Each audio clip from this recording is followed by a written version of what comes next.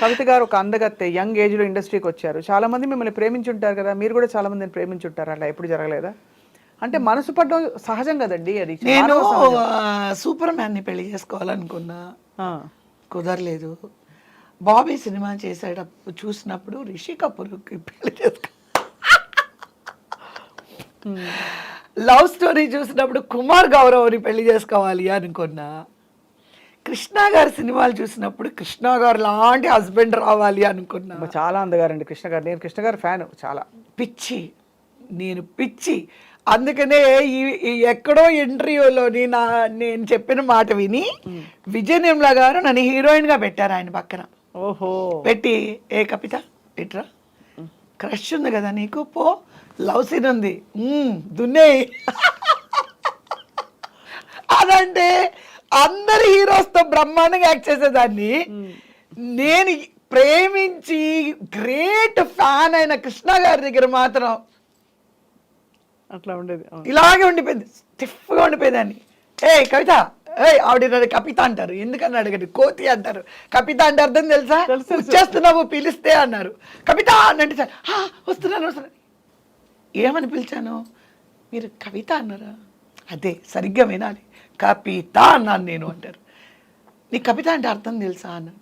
తెలీదు. కోతి. అయితే మీరు నన్ను కోతి అంటున్నారంటే అది కాదు, దానికి ఇంకో పేరుంది, అల్లరి.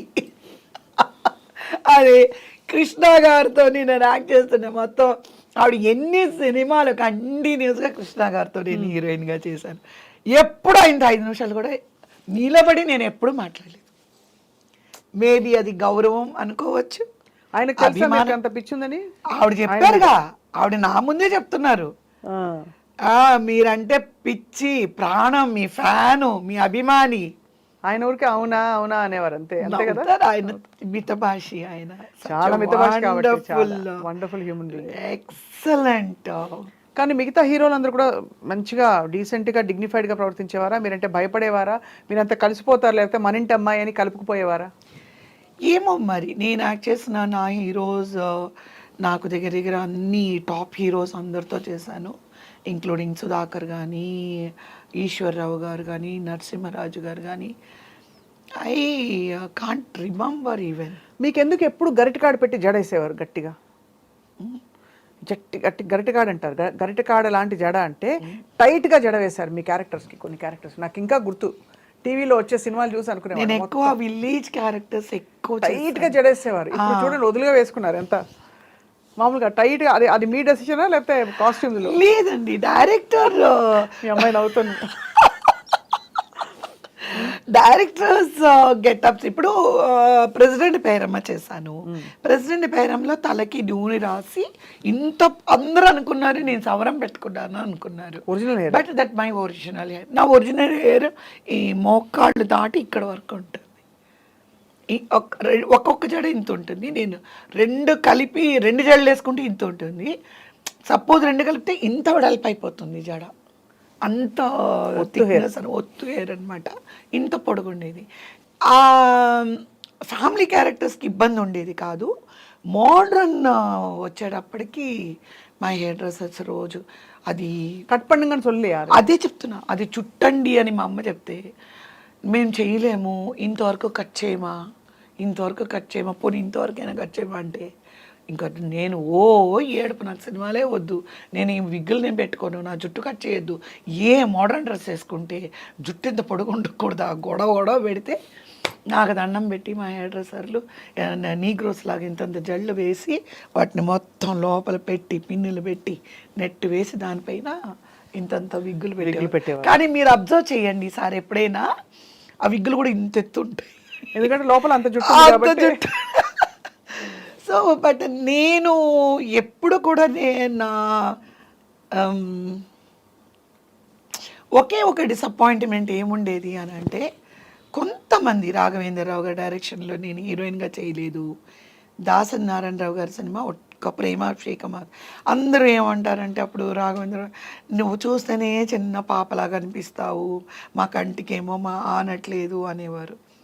ఇట్స్ ఓకే, ఎందుకంటే వాళ్ళ పాయింట్ ఆఫ్ వ్యూలో they should feel comfortable. Correct. So but still I achieved so much. You are completely మీ స్పేస్ మీకుంది. అంటే మీ స్పేస్లోకి ఎవరు రాని ఒక స్పేస్ మీరు క్రియేట్ చేసుకున్నారు మీకోసం. ఆంధ్ర గవర్నమెంటు చెన్నారెడ్డి గారు ఆయన సీఎంగా ఉన్నప్పుడు నాకు కళాసుందరి బిరుదు ఇచ్చారు. ఆ ఇయర్ ఎవరికి ఇవ్వాలి అని అనుకుంటే నా మూవీస్ ఆ ఇయర్లో ఎక్కువ రిలీజ్ అయ్యాయి. కళని పోషించే సుందరి అనే ఒక బేసిస్లో కళాసుందరి అని చెప్పి నాకు బిరుదు ఇవ్వడం జరిగింది. అలాగే నీలం సంజీవరెడ్డి గారి చేతుల మీదుగా చెన్నై రాణి సీతమ్మయ్య హాల్లో ఆయన దగ్గర నుంచి కూడా నేను ఆటకార అలమేలు ఆయన చేతుల మీద బెస్ట్ సపోర్టింగ్ ఆర్టిస్ట్ అవార్డు తీసుకున్నాను. అప్పుడు నాకు నీలం సంజీవ్ రెడ్డి గారు రాష్ట్రపతి అలా అంటే నాకు తెలీదు. I'm so innocent. So this లంగా ఓణి వేసుకున్నాను ఆ రోజు. లంగా ఓణి అంటే నాకు 14 years ఉంటాయి.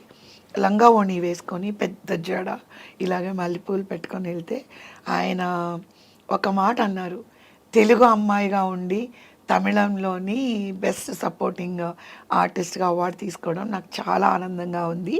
ఐ బ్లెస్ కవిత అని చెప్పారు. అమేజింగ్. అప్పుడు సుమలత గారు వాళ్ళ మదరు నా పక్కనే ఉండి మేము వచ్చి అవార్డు తీసుకొని వచ్చి కూర్చున్న తర్వాత సుమలత గారు నన్ను అడిగారు, వాళ్ళ అమ్మగారు తను అడిగారు, మీకు ఆయన ముందే తెలుసు అంటే ఆయన ఎవరో నాకు తెలియదండి అన్నారు.